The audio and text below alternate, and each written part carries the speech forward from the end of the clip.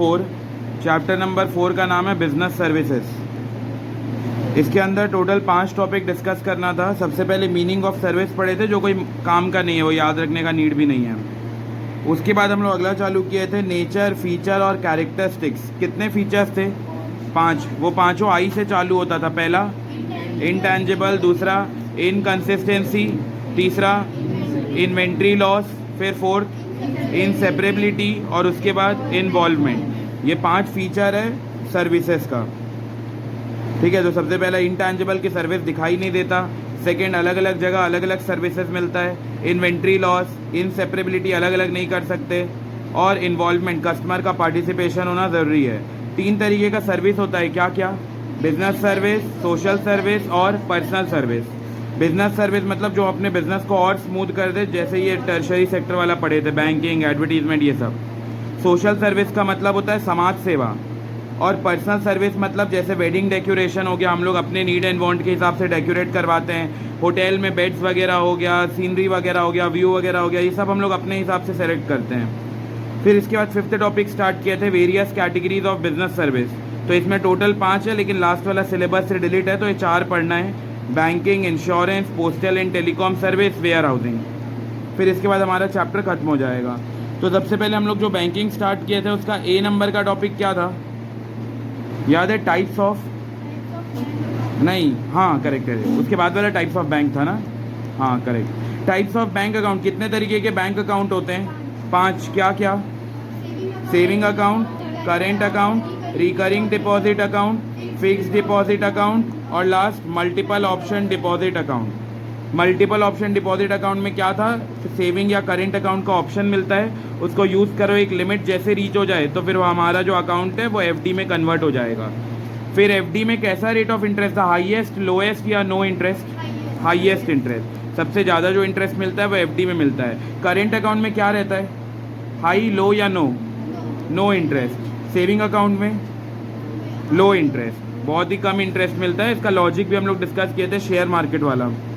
फिर उसके बाद अगले टॉपिक पे आते हैं B पॉइंट। B पॉइंट था टाइप्स ऑफ बैंक। कितने तरीके के बैंक है? 4। पहला कमर्शियल बैंक, दूसरा कोऑपरेटिव बैंक, तीसरा क्या था? स्पेशलाइज्ड बैंक और लास्ट क्या था? Central bank.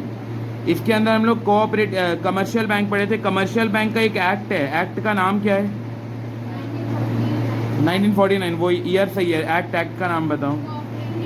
कोऑपरेटिव नहीं, हाँ, इंडियन बैंकिंग रेगुलेशन एक्ट, और ये 1949 का है। इस एक्ट के तहत सारे कमर्शियल बैंक को रूल्स एंड रेगुलेशन का पालन करना पड़ता है। कमर्शियल बैंक कितने तरीके के होते हैं? 2। क्या क्या था? एक था पब्लिक सेक्टर और एक था प्राइवेट सेक्टर। पब्लिक सेक्टर कब बोला जाएगा? हाँ, जब गवर्नमेंट उसका मेजर स्टेक लेगा। मेजर स्टेक का शुरुआत कहाँ से होता है? कितने परसेंट से? 51%। 51% अगर खरीद लिया तो हमारे पास 49 बचा, मतलब मेजर कंट्रोल गवर्नमेंट के पास है। फिर प्राइवेट सेक्टर बैंक भी हो सकता है। प्राइवेट सेक्टर बैंक का मेन मोटिव होता है प्रॉफिट कमाना, और पब्लिक सेक्टर बैंक का मेन मोटिव क्या होगा? Social welfare. Public sector bank का एग्जाम्पल SBI बैंक और पंजाब नेशनल बैंक, और प्राइवेट बैंक का एग्जाम्पल HDFC बैंक और ICICI बैंक। ठीक है, ये हम लोग कंप्लीट कर लिए थे। फिर कोऑपरेटिव बैंक होता है। कोऑपरेटिव बैंक सारे पब्लिक को लोन देता है या बस अपने मेंबर्स को लोन देता है? अपने मेंबर्स को लोन देता है। कोऑपरेटिव बैंक का एक्ट कौन सा है? नहीं, उसका कोई सन नहीं था, बस नाम था। कुछ याद? स्टेट कोऑपरेटिव एक्ट, उसके तहत उन लोग ओपन होते हैं। हम लोग कोऑपरेटिव बैंक के नीचे लिखे थे। फिर स्पेशलाइज्ड बैंक, ये इतना कोई इंपॉर्टेंट नहीं है, बस ये है कि अगर किसी को भी बाहर मान लो दुबई घूमने जाना है तो वहाँ दिरहम चलता है और हमारे इंडिया में रुपए है, तो मैं रुपए वाले बैंक को दूंगा और बैंक हमें वापस में एक्सचेंज के तौर पे वो दिरहम दे देगा, तो उसको बोलते हैं स्पेशलाइज्ड बैंक। वैसे जितने भी बैंक होते हैं वो सब स्पेशलाइज्ड। फिर लास्ट वाला था सेंट्रल बैंक। हमारे इंडिया का सेंट्रल बैंक का नाम क्या है? RBI। RBI का full form reserve bank of India. ठीक है, रिजर्व बैंक ऑफ इंडिया, ये बैंकों का बैंक है, मतलब जो सर्विस रजिस्टर बैंक है वो ये है RBI। ये जो बोल दिया, उठने बोला तो उठेंगे, बैठने बोला तो बैठेंगे, ऐसा। तो ये 4 बैंक हम लोग कंप्लीट कर लिए थे। कमर्शियल, कोऑपरेटिव, ये कोऑपरेटिव बैंक का एक्ट है, स्टेट कोऑपरेटिव एक्ट, और ये इसका एक्ट है Indian banking regulation act 1949। Specialized bank कोई काम का नहीं, सेंट्रल बैंक बस वो पढ़ लिए। ठीक है, इसके बाद हम लोग अगला स्टार्ट किए थे फंक्शंस ऑफ कमर्शियल बैंक। सबसे पहला क्या था? एक्सेप्टेंस ऑफ डिपॉजिट मतलब पब्लिक के पास एक्स्ट्रा पैसा रहता है तो वो आके जमा कर देते हैं। सेकंड क्या था? लेंडिंग ऑफ फंड्स, ज़रूरत के टाइम में लोन दे देते हैं। थर्ड क्या था? Check facility. फोर्थ क्या था? रेमिटेंस ऑफ फंड, रेमिटेंस का मतलब होता है ट्रांसफ़र, तो इधर से उधर ट्रांसफ़र करने में। फिफ्थ क्या था? एलाइड सर्विसेज मतलब एडिशनल सर्विसेज, जैसे ये लॉकर फैसिलिटी, स्टैंडिंग इंस्ट्रक्शन, ये सब। बस इतना ही हुआ था। ये आगे का भी हो गया था डिजिटल पेमेंट। हाँ, फिर हम लोग ई बैंकिंग स्टार्ट किए थे। ई बैंकिंग को डिजिटल पेमेंट बोलते हैं। ई बैंकिंग या डिजिटल पेमेंट का मतलब है बिना फिजिकल कैश का इन्वॉल्व करे ट्रांजैक्शन करना, उसको बोलते हैं ई बैंकिंग। तो इसका हम लोग बेनिफिट पढ़े थे। कस्टमर को बहुत सारा बेनिफिट होता है ई बैंकिंग होने से। सबसे पहले वो डिजिटली पेमेंट कर सकता है और सारा ट्रांसपेरेंसी रहता है। 24 घंटे 7 दिन ट्रांजैक्शन कर सकता है। बहुत कन्वीनियंस रहता है क्योंकि पैसा बच जाता है उसका, वहाँ बैंक तक जाने की ज़रूरत नहीं है। अनलिमिटेड एक्सेस, बस बैंक के दीवारों तक ये सीमित नहीं रहता है, कहीं भी बैठ के ट्रांजैक्शन किया जा सकता है। और लेस रिस्क इसलिए रहता है क्योंकि हमें ट्रैवलिंग करते टाइम पैसा लेने की ज़रूरत नहीं है। अगर हमारे वो ई बैंकिंग चल रहा है तो फिर हम लोग फ़ोन पे, गूगल पे इसी के साथ ट्रांजैक्शन कर लेंगे, कैश पकड़ने का नीड नहीं है। ये बेनिफिट किसके लिए था? बैंक के लिए या कस्टमर के लिए? कस्टमर के लिए। कस्टमर को ये सारे बेनिफिट होते हैं। अब अगला लिखो, benefits of e banking to banks. अब बैंक्स को क्या क्या फ़ायदा है ई बैंकिंग होने से?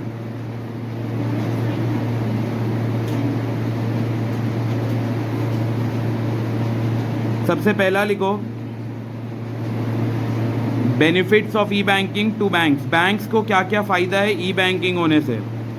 पहला, कॉम्पिटिटिव एडवांटेज।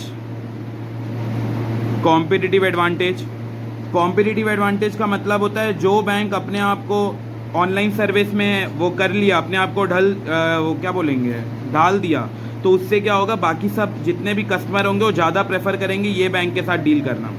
तो जो बैंक अपने आप को समय के साथ साथ चला लिया, जैसे जैसे इन्वायरमेंट चेंज हो रहा है वैसे अपने आप को पूरा चेंज कर लिया, तो उसको क्या मिलेगा? एक कॉम्पिटिटिव एडवांटेज मिलेगा। अगर मान लो मार्केट में 4 बैंक है, बैंक 1, बैंक 2, बैंक 3, बैंक 4, और इसमें से जो दूसरा बैंक है यही बस ई बैंकिंग सर्विस दे रहा है, तो लोग इसके पास अकाउंट ओपन करवाना ज़्यादा अच्छा मानेंगे। तो इसीलिए जो ई बैंकिंग में आएगा उसको कॉम्पिटिटिव एडवांटेज मिलेगा, बाकी बैंकों से ज़्यादा अच्छा एडवांटेज। Second, unlimited network. घर में हम लोग अपने पीसी वगैरह में बैठ के भी ट्रांजैक्शन कर सकते हैं, बैंक तक जाने की ज़रूरत नहीं है। और बैंक का इससे लोड भी कम हो गया है, रिड्यूस लोड ऑन ब्रांचेस। पहले क्या होता था, हर काम के लिए हमें बैंक के पास जाना पड़ता था। अब बहुत सारे ऐसे काम हो गया है जो हम घर बैठे बैठे कर सकते हैं, तो बैंक को कहीं ना कहीं वो टाइम भी बच गया उसका, उसको फुर्सत मिल गया ये इतने सारे काम से, तो बैंक का लोड भी कम हो गया, रिड्यूस्ड लोड ऑन ब्रांचेस। तो पहले जो बैंक अपने आप को समय के साथ चेंज कर लेगा उसको कॉम्पिटिटिव एडवांटेज मिलेगा, अनलिमिटेड नेटवर्क और reduced load on branches, reduce the load on branches. अब अगला लिखो क्वेश्चन करके, different methods of digital payment. बस ऐसा क्वेश्चन मार्क करके लिख लो, कभी कभार आ जाता है कि एक्सप्लेन करो different methods. Different methods of digital payments, different methods of digital payment और ई बैंकिंग सर्विसेज। ई बैंकिंग सर्विसेज क्वेश्चन कुछ भी आ सकता है, या तो ऐसे आ सकता है डिफरेंट मेथड बताओ डिजिटल पेमेंट का, या आएगा एक्सप्लेन करो बैंकिंग सर्विसेज। तो हम लोग यही सब एक्सप्लेन करेंगे। अच्छा, इसके अंदर का भी पॉइंट लिखना है तो पहले हेडिंग लिखो, फिर उसके अंदर का कंटेंट लिखेंगे। डेबिट कार्ड सबको पता है क्या होता है? डेबिट कार्ड और क्रेडिट कार्ड में फ़र्क क्या है? बोलो बोलो, डेबिट कार्ड और क्रेडिट कार्ड में फ़र्क क्या है? हाँ करेक्ट। क्रेडिट कार्ड में वो ओडी लिमिट जैसा मिलता है कि अगर हमारे बैंक में उतना पैसा नहीं भी रखा है फिर भी बैंक हमें सैंक्शन करके एक्स्ट्रा अमाउंट दे देगा। तो अगर मेरे बैंक में 10,000 रखा है अकाउंट में और बैंक मेरे को 50,000 का लिमिट दिया है, तो अब मैं 60,000 तक का सामान खरीद सकता हूँ। लेकिन डेबिट कार्ड में ऐसा नहीं है। डेबिट कार्ड में अगर 10 रखा है तो मैं मैक्स 10,000 तक ही खरीद सकता हूँ, उसके ऊपर नहीं जा सकता। तो हमारे पास जो नॉर्मल कार्ड होता है वो एटीएम कार्ड ही होता है, एटीएम कार्ड को ही डेबिट कार्ड बोलते हैं।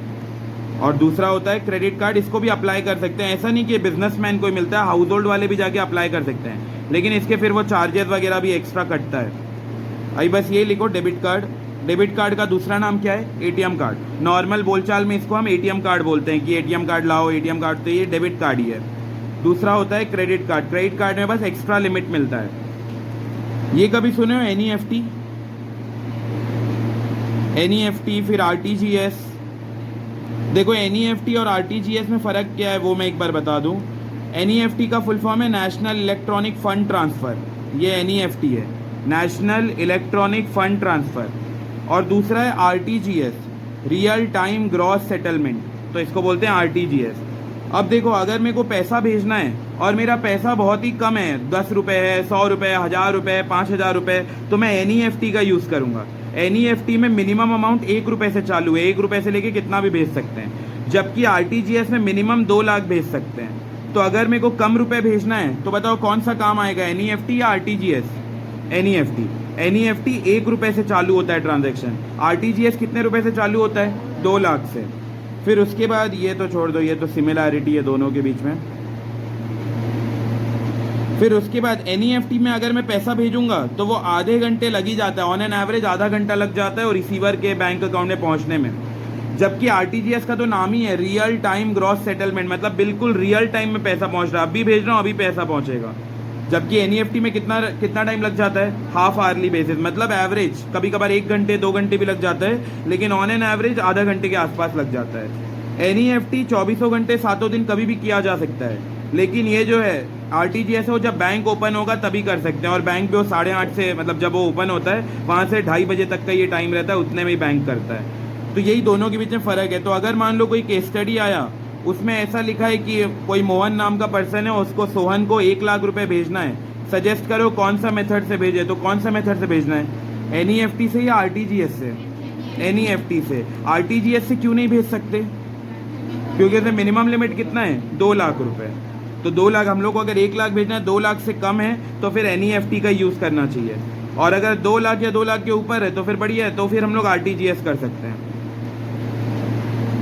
फिर होता है एटीएम। एटीएम का फुल फॉर्म पता है? Automated teller machine. तो टेलर का मतलब क्या होता है? टेलर का मतलब जो बोलता है, हाँ, टेलर का मतलब होता है ऐसा पर्सन जो पैसा डिपॉजिट भी करता है और ज़रूरत पड़ने पे पैसा विड्रॉ भी करता है, मतलब हमें पैसा मिल जाता है। तो बताओ एटीएम में बस पैसा निकालते हैं या पैसा जमा भी कर सकते हैं? बोलो बोलो। एटीएम से बस पैसा निकलता है या पैसा डिपॉजिट और निकलता दोनों है? क्या लगता है? अच्छा, जो मेजॉरिटी बैंक होते हैं ना, मेजॉरिटी बैंक में विड्रॉ ही होता है। जैसे बचेली में भी मेजॉरिटी बैंक है ना, सब में पैसा बस निकलता है। एक ही बैंक है वो एसबीआई का, जब तुम लोग एटीएम में जाओगे ना, 2 एटीएम है वहाँ पे, उसमें से एक एटीएम देखना है साइड वाला, डोर के इधर वाला, उसमें पैसा डिपॉजिट भी होता है और पैसा विड्रॉ भी होता है। तो मैं तो अभी बचेली में बस एक ही बैंक देखा हूँ, मतलब एक ही एटीएम देखा हूँ जिसमें डिपॉजिट होता है। बाहर बाहर शेयर वगैरह में थोड़ा ज़्यादा भी होता होगा, बाकी जितना बैंक है बचेली में सब में विड्रॉ ही होता है, बस पैसा निकाल ही सकते हैं। लेकिन वो एटीएम में ऐसा, वो क्या बोलते हैं, इतना बड़ा कॉलम सा आ जाता है, उसमें अपना नोट ऐसा रखना रहता है, फिर वो वापस डिपॉजिट कर लेता है, फिर विड्रॉ करना है तो विड्रॉ भी हो जाता है। लेकिन मेजॉरिटी जो बैंक होते हैं वो हमें विड्रॉ का ही फंक्शन देते हैं। ये बस कुछ कुछ हो सकता है, एक आध बैंक जो एक आध एटीएम जो डिपॉजिट और विड्रॉ दोनों का फैसिलिटी दे रहे हैं। तो टेलर का मतलब होता है वो व्यक्ति जो पैसा डिपॉजिट भी ले रहा है और विड्रॉ भी कर रहा है। तो एटीएम क्या करता है? इसी का तो काम करता है, पैसा जमा भी करवाता है और जब चाहिए रहता है तो पैसा विड्रॉ भी करवा देता है, और ये ऑटोमेटिक करवाता है, कोई इंसान का इसमें इन्वॉल्वमेंट नहीं रहता, इसीलिए इसका नाम है एटीएम, ऑटोमेटेड टेलर मशीन। मतलब ये एक टेलर का काम कर दे रहा है, वो भी ऑटोमेटिक, कोई इंसान का जरूरत नहीं पड़ रहा है, इसीलिए इसको बोलते हैं ऑटोमेटेड टेलर मशीन। और लास्ट है ई कैश। ई कैश मतलब वही यूपीआई जो भी है, गूगल पे, फ़ोन पे, क्रेडिट, पेटीएम, अमेज़ॉन पे, ये जो भी है पेटीएम वगैरह, ये सब इसके अंदर आ जाएगा ई कैश। अब इसको लिख लेते हैं छोटा छोटा point.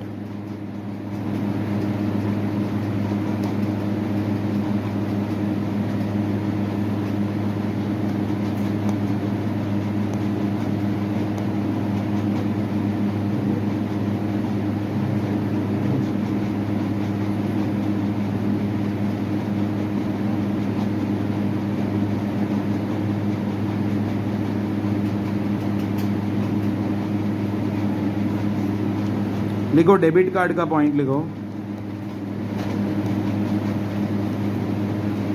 It is a facility offered to account holder.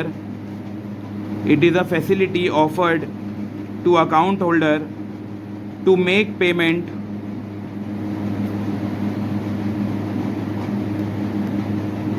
जितना बैंक में नहीं रखा है क्या उससे ज़्यादा निकाल सकते हैं? नहीं, ये डेबिट कार्ड में फैसिलिटी अवेलेबल नहीं है। तो वही लिखा है, ये एक फैसिलिटी है, सुविधा है, अकाउंट होल्डर को मिलता है to make payment up to the amount of credit balance in their account. जितना बैलेंस रखा है मैक्स टू मैक्स उतना ही पैसा निकाल सकते हैं, उससे ज़्यादा नहीं।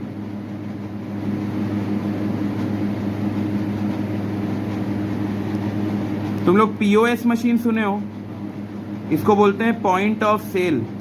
ये क्या होता है पीओएस मशीन? हाँ, स्वाइप करने वाला जो मशीन होता है ना उसको पीओएस मशीन बोलते हैं। तो पीओएस का मतलब होता है पॉइंट ऑफ सेल।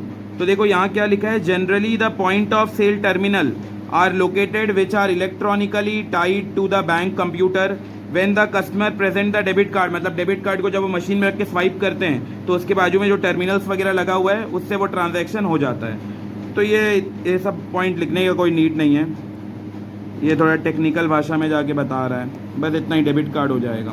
अगला लिखो क्रेडिट कार्ड, वो बस प्रोसीजर बता रहा है कि वो टर्मिनल में स्वाइप करेंगे तो पैसा जाएगा ऐसा वैसा। अगला credit card, credit card is like bank account without having balance in it.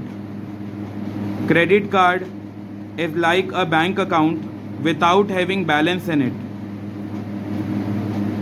Credit card एक बैंक अकाउंट जैसा होता है, बिना हमारा बैलेंस रहे, 1 रुपये भी नहीं रखा है लेकिन बैंक हमें 10,000 का लिमिट दे दिया है तो हम 10,000 रुपये खर्चा कर सकते हैं। Credit card is like a bank account without having balance in it. Second point,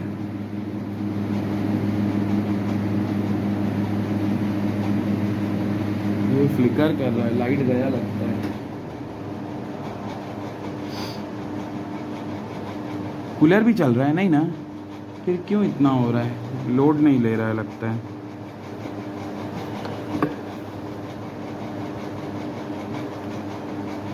credit card is like bank account without having balance in it. अगला पॉइंट लिखो, it enables the card holder to have overdraft facility up to, it enables the card holder to have overdraft facility up to fixed limit। मतलब जो भी account holder है अगर bank उसको limit दे दिया है तो वो उतने लिमिट तक खर्चा कर सकता है। क्या सबका लिमिट सेम होता है ओडी का? नहीं, जो अच्छा कमा रहा है उसको बैंक ज़्यादा लिमिट दे दे और जो बहुत कम कमा रहा है उसको बैंक कम लिमिट देगा, depending on the credit worthiness of the party. Depending on the credit worthiness मतलब उसका रीपेइंग कैपेसिटी है या नहीं है। पता चल रहा है लोन ले लिया, मतलब पैसा ले लिया, बाद में वो चुका नहीं पा रहा है, तो उसका क्रेडिट वर्दीनेस देखा जाएगा, repaying capacity, credit worthiness of the party. अगला लिखो, NEFT, national electronic fund transfer. NEFT में कितने का लिमिट है मिनिमम भेजना है? तो 1 रुपये का। और आरटीजीएस में कितने का लिमिट है? 2 लाख। देखो point, under this the fund is directly transferred, under this the fund is directly transferred from one bank account to another. Under this the fund is directly transferred from one bank account to another. इसमें क्या होता है, एक bank account से दूसरे bank account में चला जाता है पैसा।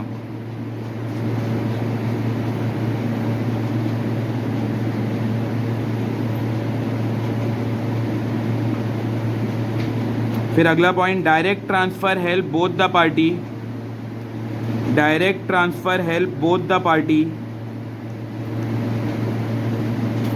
Direct transfer help both the party from inconvenience of drawing cheques. तो एनईएफटी में कोई चेक वगैरह बनाने की ज़रूरत नहीं पड़ती है, बिना चेक वगैरह बनाए पैसा एक से दूसरे बैंक अकाउंट में ट्रांसफ़र हो जाएगा। From inconvenience of drawing cheques, depositing cheques etcetera, drawing cheques, depositing cheques etcetera. अगला लिखो RTGS, real time gross settlement. नाम से समझ आना चाहिए, रियल टाइम मतलब अभी भेज रहे हैं तो अभी के अभी पैसा मिल जाएगा रिसीवर को, इसमें आधा एक घंटे का टाइम नहीं लगेगा। RTGS are fund transfer system, RTGS are fund transfer system where transfer of money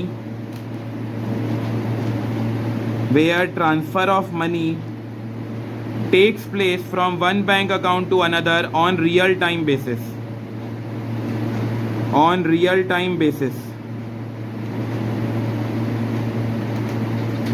RTGS are funds transfer system where transfer of money takes place from one bank to another on real time basis. Real time में पैसा पहुंच जाएगा एक bank से दूसरे bank में, जबकि NEFT में आधे एक घंटे का समय लग जाता है।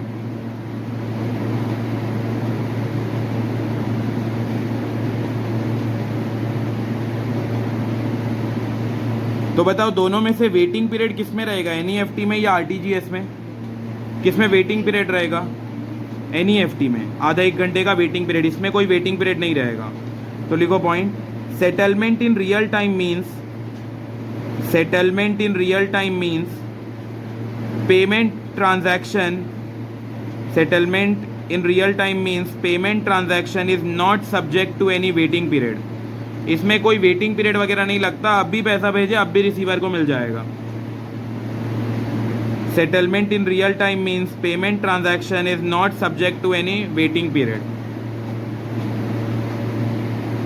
अभी ये सब का उतना उपयोग नहीं करते, नॉर्मल जितने भी ट्रांजैक्शन होते सब ई कैश, ऑनलाइन पेमेंट ये सब के थ्रू हो जाता है, तो उतना झंझट ही नहीं लेते। बहुत बड़ा बड़ा अमाउंट है तब ये सब का यूज़ किया जाता है।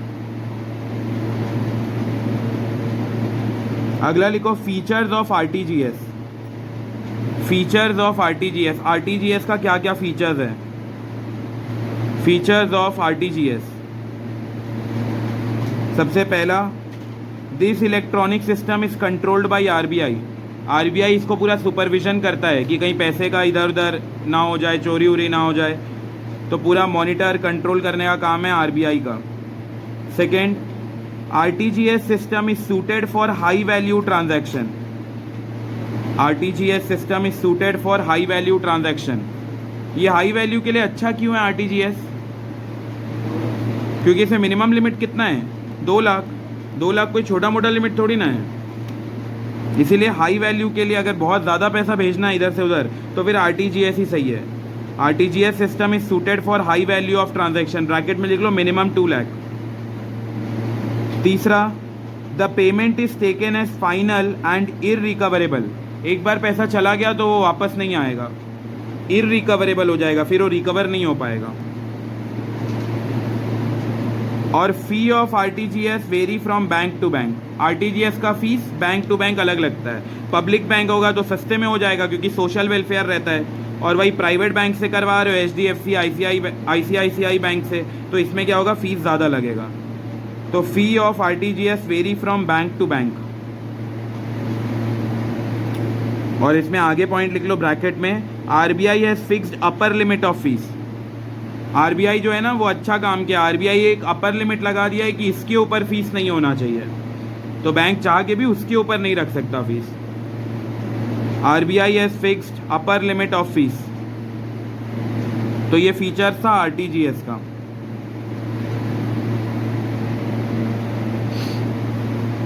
अगले पे आते हैं ATM। इसका नाम ATM क्यों पड़ा है? क्योंकि टेलर का मतलब होता है ऐसा व्यक्ति जो पैसा जमा भी कर रहा है और विड्रॉ भी कर रहा है, और ATM में कोई व्यक्ति का जरूरत पड़ता ही नहीं, वो सब ऑटोमेटिकली होता है, तो इसीलिए इसका नाम पड़ा है ऑटोमेटेड टेलर मशीन। लिखो point, the person who makes payment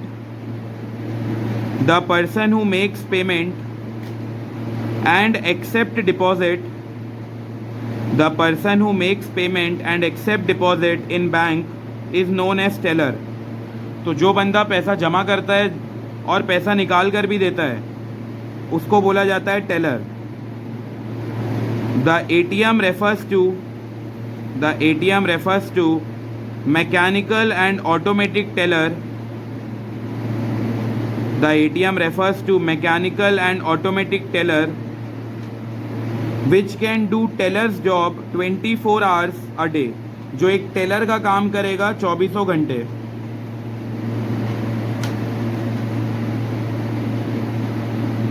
ATM बंद कब होता है? कोई लिमिट टाइम है क्या उसका बंद होने का, कि वो हमेशा खुला रहेगा? एटीएम हमेशा खुला रहता है 24 घंटे 7 दिन, लेकिन अपने बचेली का यूको बैंक जैसा है, वो कभी कभार बंद भी रहता है। Do tellers job 24 hours a day. अच्छा, एटीएम को यूज़ करने के लिए क्या करना पड़ता है? एटीएम को यूज़ करना है तो एटीएम के पास जाके हाथ जोड़ के भीख मांगना है। हाँ, एटीएम कार्ड। एटीएम कार्ड को कहाँ डालेंगे? एटीएम में। फिर वो आता है, पूछता है कि कौन सा अकाउंट है, सेविंग अकाउंट है, करेंट अकाउंट है, तो सेविंग अकाउंट में क्लिक करेंगे। क्या विजय? हाँ, सेविंग अकाउंट में क्लिक करेंगे। फिर उसके बाद विड्रॉ करेंगे। विड्रॉ का ऑप्शन में क्लिक करेंगे, फिर वो हमसे अमाउंट पूछेगा, फिर हमारा वो पासवर्ड पूछेगा, तो 4 डिजिट का पासवर्ड डालेंगे, फिर पैसा निकल जाएगा। तो देखो, ये मैं लिखवा नहीं रहा हूँ, बस एक बार मैं एक्सप्लेन कर दे रहा हूँ। यही लिखा है, to use an ATM you insert a plastic card in the machine. देखो, याद रखना, मशीन में इंसर्ट करना है plastic card, and enter your identification code. फिर हमें एक आइडेंटिफिकेशन कोड एंटर करना पड़ता है। फिर अगर वो आइडेंटिफिकेशन कोड, मतलब पासवर्ड की बात हो रही है, अगर पासवर्ड मैच हो गया तो मशीन हमें रिस्पॉन्ड करेगा और कैश दे देगा, और पासवर्ड मैच नहीं हुआ तो फिर नहीं होगा, पैसा नहीं मिलेगा। अगला लिखो, ई कैश और डिजिटल कैश। ई कैश और डिजिटल कैश मतलब वही फ़ोन पे, गूगल पे, पेटीएम, ये सब। It is a new concept of online payment. It is a new concept of online payment system. It is a new concept of online payment system. ये हो गया first point. Second, E cash is used over internet, email or personal computer or on mobile. E-cash is used over internet, email or personal computer or on mobile. तो ये सब हम E-cash ऐसा use कर सकते हैं, इंटरनेट का use करके, फ़ोन से, ऐसा कंप्यूटर से। E-cash is used over internet, email और personal computer और ऑन मोबाइल। तो पीसी या मोबाइल किसी में भी हम यूज़ कर सकते हैं।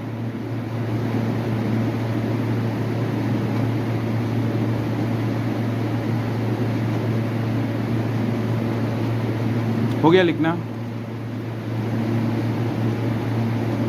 ये 6 अलग अलग चीज़ें, जब वो आएगा ई बैंकिंग सर्विसेज बताओ तो ये लिखेंगे।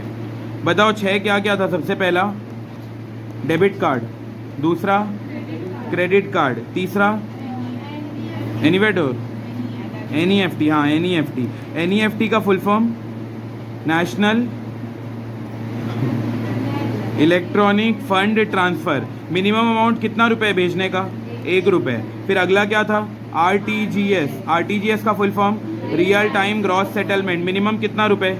2 लाख रुपए। किसमें बिल्कुल तुरंत मिल जाता है पैसा? आरटीजीएस में। उसके बाद अगला था एटीएम। एटीएम का फुल फॉर्म क्या है? Automated teller machine. और लास्ट है ई कैश, जिसको बोलते हैं डिजिटल कैश।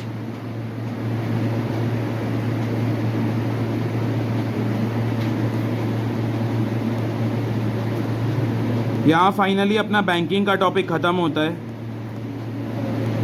ये पहला टॉपिक ख़त्म होता है बैंकिंग। इसके बाद और 4 टॉपिक बचा है। अब अगले पे आते हैं। सेकंड लिखो। सेकंड बहुत इंटरेस्टिंग टॉपिक है, मज़ा आ जाएगा। इंश्योरेंस बचा है। बाकी लोग सेकंड टॉपिक का हेडिंग डाल दो, इंश्योरेंस सर्विसेज।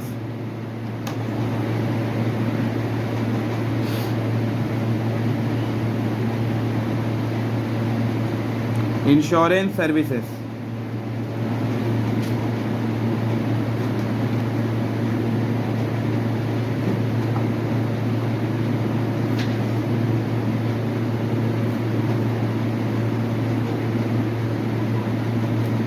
हो गया। अब हम लोग सेकेंड टॉपिक में, बैंकिंग पढ़ने में अपना 1 दिन लग गया, इंश्योरेंस 1 दिन जाएगा, टेलीफोन और पोस्टल 1 दिन, और वेयर हाउसिंग 1 दिन, तो अराउंड 4 दिन और लगेगा। एक बार रिकॉल करते हैं, फिर अगले टॉपिक पे आते हैं। बैंकिंग जो हम लोग टॉपिक स्टार्ट किए थे, ए पॉइंट में क्या पढ़े थे? टाइप्स ऑफ बैंक या बैंक अकाउंट? Bank account. कितने तरीके के बैंक अकाउंट थे? 5। क्या क्या? Saving account, current account, recurring deposit account, fix deposit account और अगला मल्टीपल ऑप्शन डिपॉजिट अकाउंट, जो कि अब हम लोग पढ़े थे। बहुत ही वाहियात किस्म का अकाउंट था, कोई मतलब ही नहीं निकलता इस अकाउंट का। सेकंड क्या था?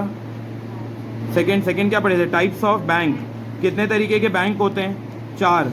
क्या क्या? Commercial bank, cooperative bank, specialised bank और सेंट्रल बैंक। फिर उसके बाद सी टॉपिक में हम लोग पढ़े फंक्शंस ऑफ कमर्शियल बैंक।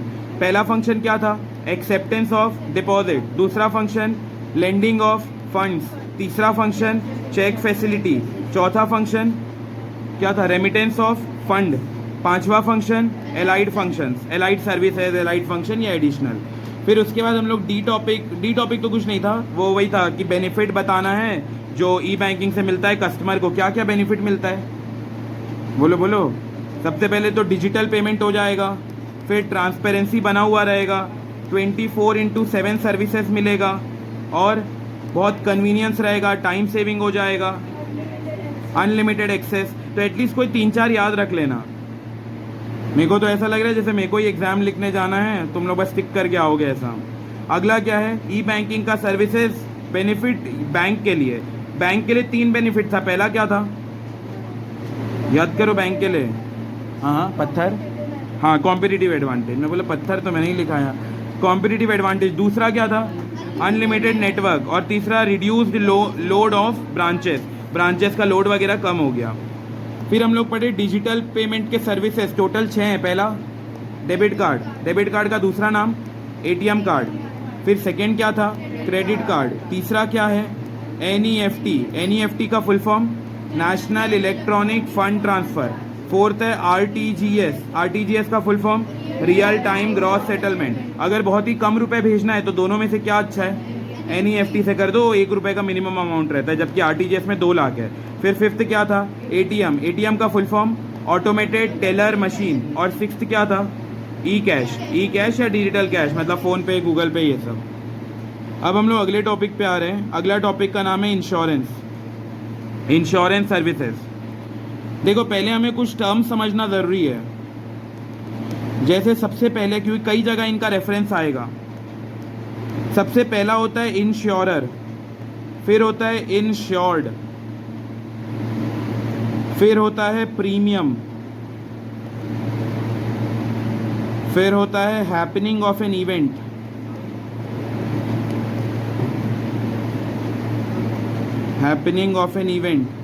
फिर एक होता है बेनिफिशियरी।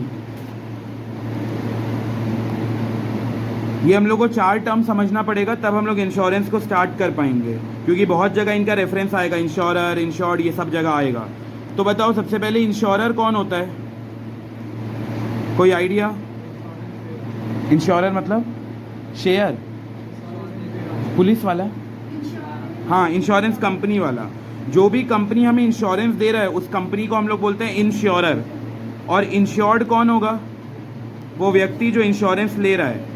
तो मान लो कोई इंश्योरेंस ले रहा है अपना लाइफ इंश्योरेंस, तो ये जो पर्सन ले रहा है इंश्योरेंस, मान लो ये मिस्टर ए है, तो मिस्टर ए इंश्योरेंस ले रहा है, उस बंदे को हम लोग क्या बोलेंगे? इंश्योर्ड। और ये ले रहा है एलआईसी कंपनी से इंश्योरेंस, तो एलआईसी कंपनी को क्या बोलेंगे? इंश्योरर। ये रर है और ये आरईडी, इंश्योर्ड। तो याद रखना, इंश्योरर का मतलब होता है वो कंपनी जिससे हम इंश्योरेंस ले रहे हैं, और इंश्योर्ड मतलब वो व्यक्ति जो इंश्योरेंस ले रहा है। प्रीमियम का क्या मतलब होता है? क्या इंश्योरेंस फ्री में मिलता है?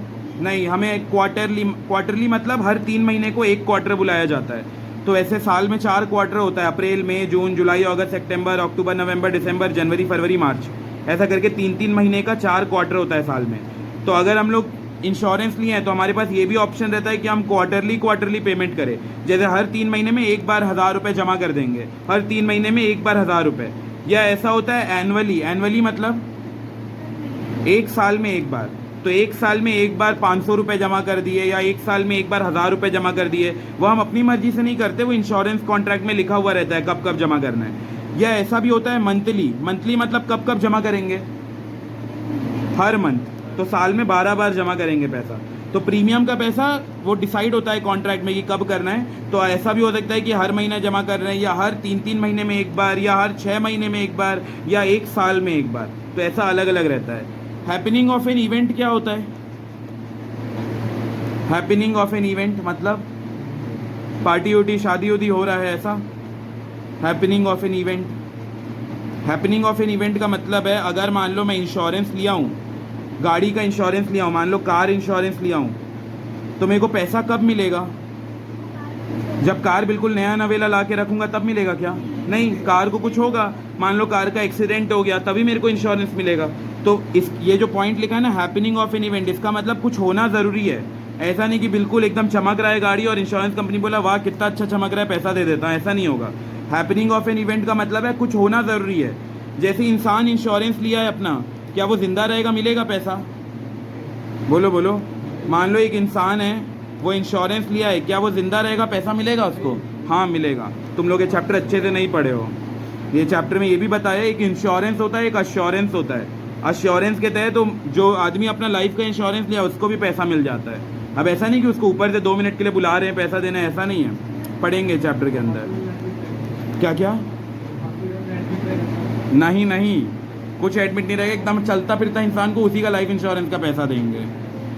अगला बेनिफिशरी मतलब, बोलो बोलो, केवी में तो ये चैप्टर पढ़ा हुआ है। बेनिफिशरी का मतलब, हाँ बेनिफिशरी का मतलब होता है वो पर्सन जिसको नॉमिनी बोलते हैं। नॉमिनी तो जानते हो ना, ये मर गया तो वो नॉमिनी जिसका लिख के गया है उसको पैसा मिल जाएगा, तो उसको बोलते हैं नॉमिनी। नॉमिनी को हमारे बुक में लिखा हुआ है बेनिफिशरी, जिसको उसका लाभ मिलेगा, इसके डेथ होने के बाद इसका जो पैसा है वो बेनिफिशरी को मिलेगा।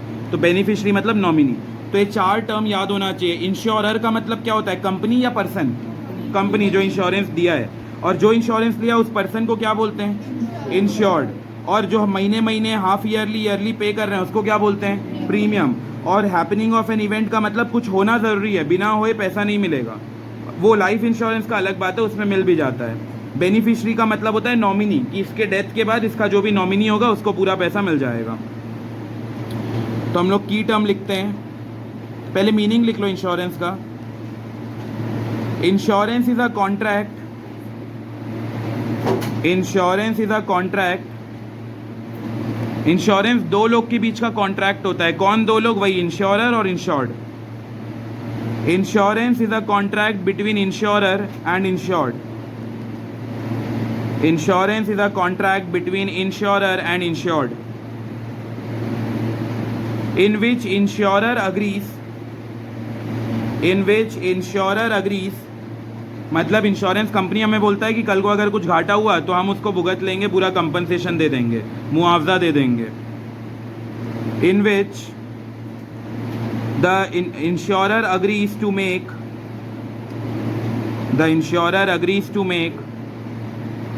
good the loss,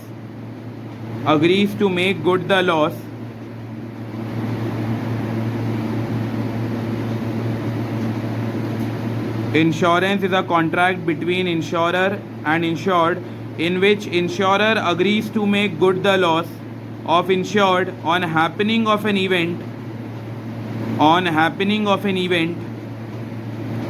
in consideration of regular payment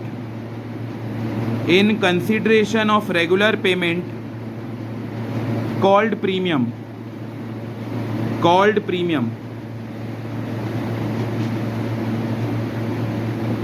Insurance is a contract between insurer and insured in which insurer agrees to make good the loss of insured on happening of an event in consideration of regular payment is called premium. Point में लिखा क्या है कि जो insurance का contract होता है, second वाला लिखने का नीड नहीं है।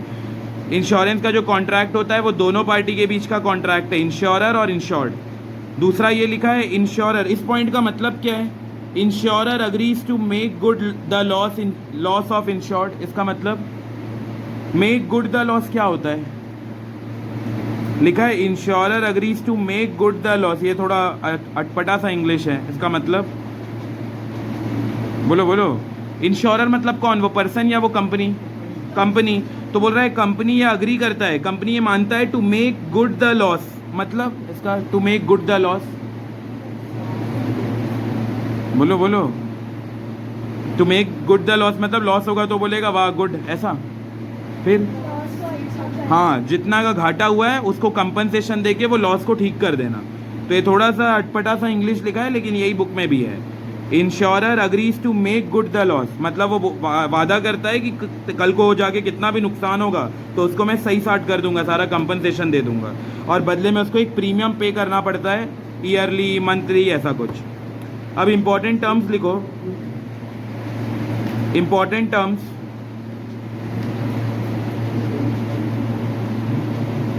इंपॉर्टेंट टर्म सबसे पहले लिखो इंश्योरर। इंश्योरर, इंश्योरर के आगे बस ऐसे एक कंपनी बना लो और उसमें लिख लो LIC, बस, उससे ज़्यादा वो लिखने का नीड नहीं है। सेकेंड लिखो इंश्योर्ड। इंश्योर्ड में बस एक ऐसा पर्सन बना लो जो इंश्योरेंस लिया है।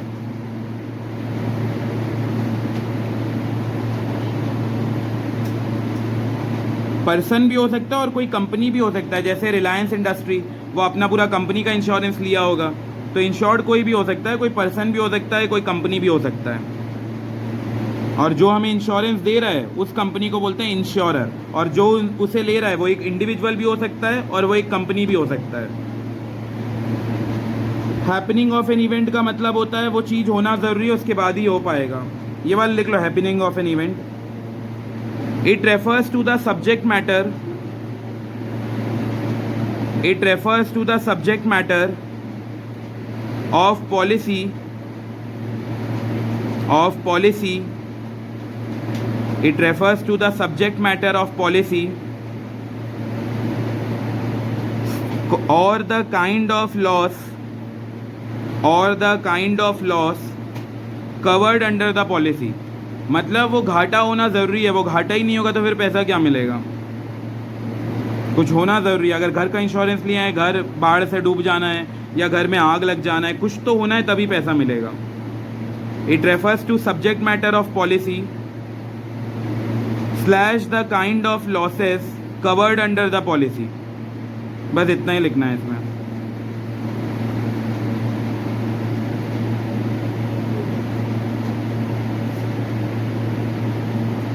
फिर अगला लिखो बेनिफिशियरी, इसके आगे बस लिख लो नॉमिनी। बेनिफिशियरी मतलब नॉमिनी, इसका मतलब वो पर्सन के डेथ होने के बाद आगे जिसको ये ट्रांसफ़र होगा, जो भी पैसा मिलेगा। और प्रीमियम का मतलब उसके आगे लिख लो अमाउंट। प्रीमियम का मतलब वो अमाउंट जो हाफ ईयरली, ईयरली ऐसा पे कर रहे हैं। एग्जाम में ये सब नहीं आता कि बेनिफिशियरी को एक्सप्लेन करो, प्रीमियम को एक्सप्लेन करो, ऐसा कुछ नहीं आता, तो वो लिख के कोई मतलब नहीं है। बताओ इंश्योरर किसको बोलते हैं? कंपनी को। इंश्योर्ड किसको बोलते हैं? वो पर्सन को या कंपनी को जो इंश्योरेंस लिया है। जो इंश्योरेंस दिया है वो इंश्योरर, और जो लिया है इंश्योरेंस उसको बोलते हैं इंश्योर्ड। और जो अमाउंट हर वीक या हर मंथ पे कर रहे हैं उसको क्या बोलते हैं? प्रीमियम। बंदा मर गया, उसकी मान लो वाइफ को पैसा मिला, उसकी वाइफ को क्या बोलेंगे? नॉमिनी, उसी को बेनिफिशियरी बोला जाता है। और हैपनिंग ऑफ एन इवेंट मतलब डेथ हुआ तभी पैसा मिला, तो इवेंट का होना ज़रूरी है। अब अगला लिखो इसमें पॉइंट, प्रिंसिपल्स ऑफ इंश्योरेंस। ये वाले इंश्योरेंस टॉपिक के अंदर यही काम का है। Principles of insurance, principles of insurance, ये 7 प्रिंसिपल पढ़ना है। यहाँ पे प्रिंसिपल का मतलब स्कूल वाली प्रिंसिपल नहीं है, यहाँ पे प्रिंसिपल का मतलब है सिद्धांत। तो इंश्योरेंस के कुछ कुछ सिद्धांत होते हैं, तो वो 7 सिद्धांत हमें पढ़ना है कि इंश्योरेंस लेते टाइम किन किन बातों का ध्यान देना है। प्रिंसिपल्स ऑफ इंश्योरेंस ऐसी 1 2 3 करके लिख लो। पहला, utmost good faith, utmost good faith. दूसरा, insurable interest, insurable interest. Utmost good faith पहला, दूसरा इंश्योरेबल इंटरेस्ट, तीसरा indemnity, indemnity INDEMNITY, indemnity. Fourth contribution, fourth contribution. Fifth subrogation, suffocation नहीं है, सब्रोगेशन। सिक्स्थ कॉजा प्रॉक्सिमा, किसकी माँ? Causa proxima. और last mitigation of loss. utmost good faith, insurable interest, indemnity, contribution, subrogation, causa proxima और last mitigation of loss. ठीक है, इतना लिख लो, फिर ब्रेक लेते हैं, ब्रेक के बाद ये प्रिंसिपल पे आएंगे। इसके अंदर से पूरा केस स्टडी आता है।